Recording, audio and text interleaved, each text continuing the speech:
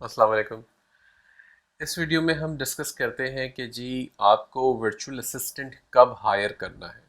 अच्छा, ये virtual assistant की बात हो रही है, यानी कि किसी एम्प्लॉई की बात हो रही है, ना कि पार्टनर की बात हो रही है। पार्टनर की बात आप कर सकते हैं, इससे मुंसलिक कर सकते हैं, लेकिन जाहिर सी बात है जब आप पार्टनरशिप कर रहे हैं किसी के साथ, तो वो तो फिर आपको प्रॉफिट शेयर भी करना पड़ेगा और ड्यूटीज़ भी डिफाइन करनी पड़ेंगी और आपको खुद भी कुछ ड्यूटीज़ अपने एंड पे अंजाम देनी पड़ेंगी।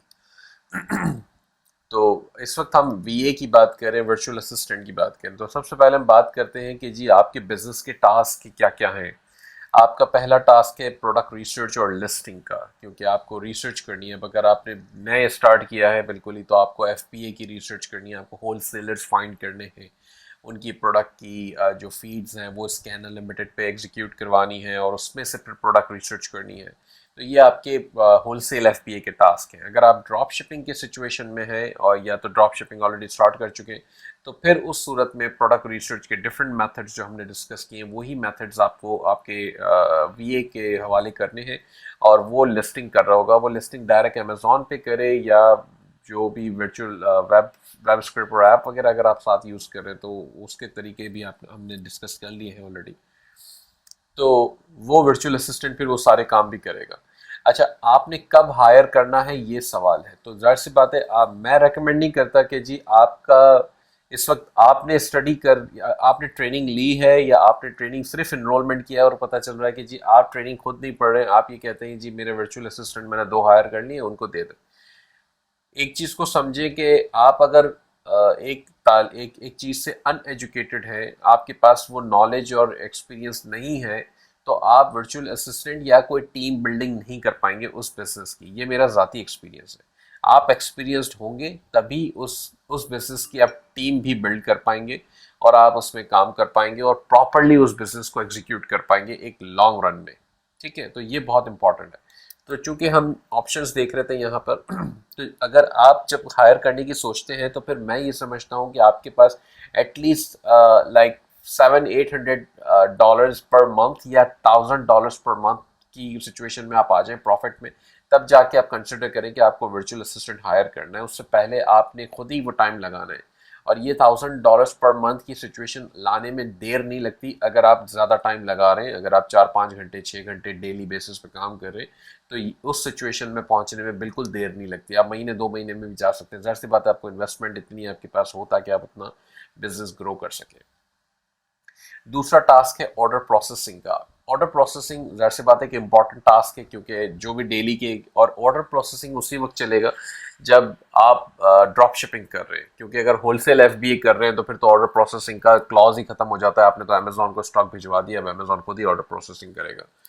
तो ड्रॉप शिपिंग की सिचुएशन में फिर आपको ऑर्डर प्रोसेसिंग करनी है। अगर आपकी बहुत सारी लिस्टिंग्स हैं, बहुत सारे ऑर्डर्स आ रहे हैं, दिन के 100-150 ऑर्डर्स आ रहे हैं, तो 3-4 घंटे आपको चाहिए ऑर्डर प्रोसेसिंग करने के लिए।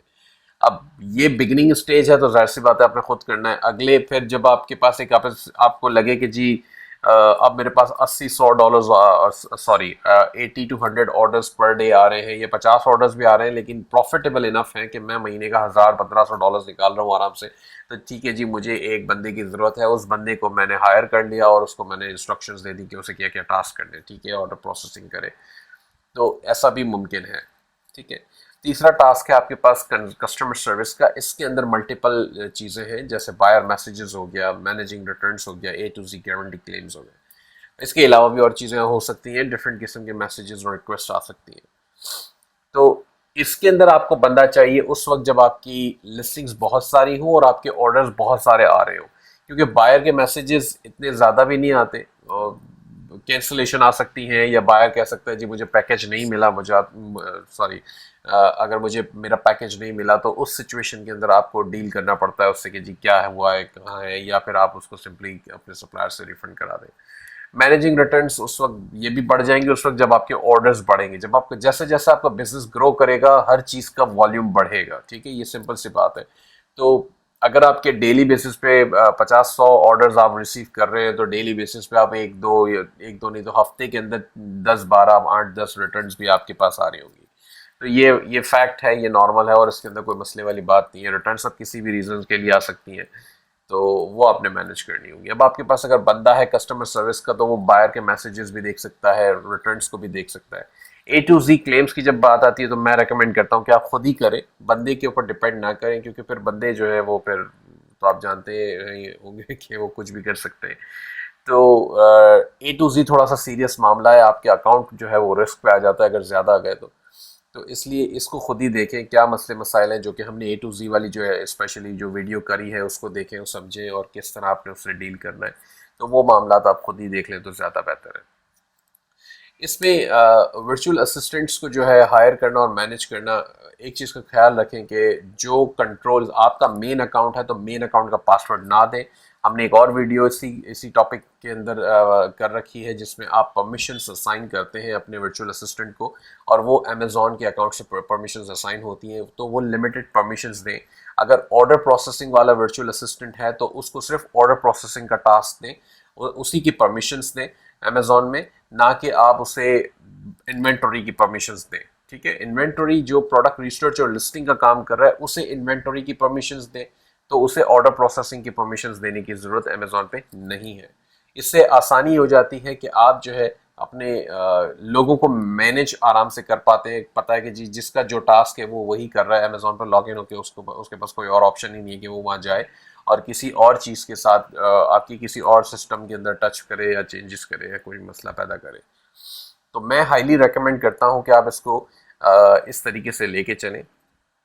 और कैसे और कहाँ से हायर करने हैं वर्चुअल असिस्टेंट्स, वो भी मैं डिस्कशन एक दूसरी वीडियो के अंदर करके बता दूंगा, तो उससे भी हायरिंग की प्रोसेस जो है वो आसान हो जाएगा।